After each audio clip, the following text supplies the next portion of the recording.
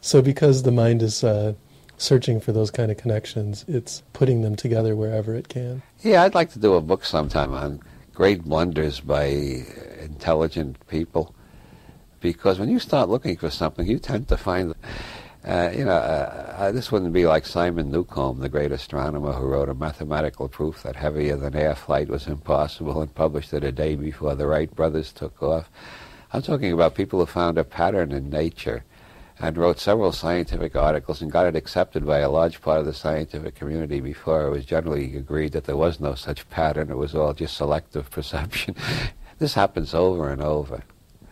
And if it happens to scientists, imagine how much more often it happens to artists. Can you give us an example of one or two conspiracies that you actually think are probably true?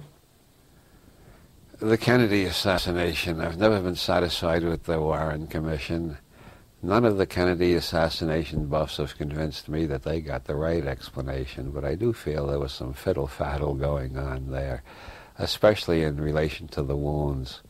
You can't read the report from Parkman General Hospital at Dallas and the report from Bethesda in Maryland that evening without seeing the body was altered. The Parkman wounds, as described by them, seemed to fit what the doctors there thought it was. 2 shots from the front. The Bethesda wounds seemed to fit the Warren Commission theory of 3 shots from the rear. And the body was altered. The wounds changed their size, they changed their location. I don't claim to know who did it or why or anything like that. That's where every Kennedy assassination buff loses me. After they knock holes in the official theory, then they give their own theory, which doesn't sound any more plausible than the official theory. I don't know what happened, but I think there was a lot of deception of the public going on at that time. One theory I have considered, which most conspiracy buffs don't like because it's too tame, maybe all that was going on was that Oswald, like quite a few other defectors, genuinely defected to Russia, let's say, as a hypothesis. We can make a more complicated one. He only pretended to defect and was working for the CIA all along. But let's say he genuinely defected. He got disillusioned. He wanted to get out of Russia. He went to the State Department.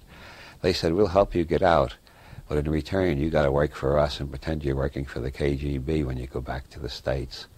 And so he's working for the KGB and the CIA at the same time. This is very common in espionage. It goes on all the time, the double agent system. Licio Gelli was working for the Gestapo and the Communist Underground, both during the Second World War. In the 1970s, while he was running the Pay Due Gladio conspiracy out of Rome, he was being paid by both the CIA and the KGB. This is very common. So Oswald comes back, he's working for 2 intelligence agencies, and for one reason or another, he cracks up, he gets pissed off, whatever you want to say, he decides to commit an assassination, and he does it. Everybody's trying to cover up his connection with their agency, and so all the evidence gets twisted around to cover up the connection with their intelligence agency. And there was no conspiracy at all, except a conspiracy to conceal the fact that he was working for more than one intelligence agency. That's a minimalist Kennedy assassination conspiracy theory. I know a lot more dramatic ones than that, but they don't quite convince me. That one doesn't convince me either, but it's more plausible than most, I think. What other cases can you come up with that you feel are probably true? On the scale of 1 to 10, I would put around 9.5. The closest to the absolute truth in my system. I've thought that the government of the United States and most other governments, quite a few other governments, are largely controlled by the rich.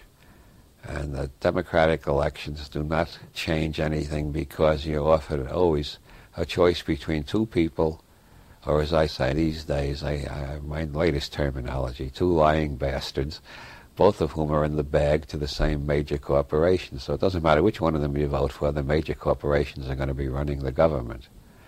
Like I said, I give that a 9.5. Maybe somebody got elected without getting millions of dollars from the major corporations, but I haven't heard of it.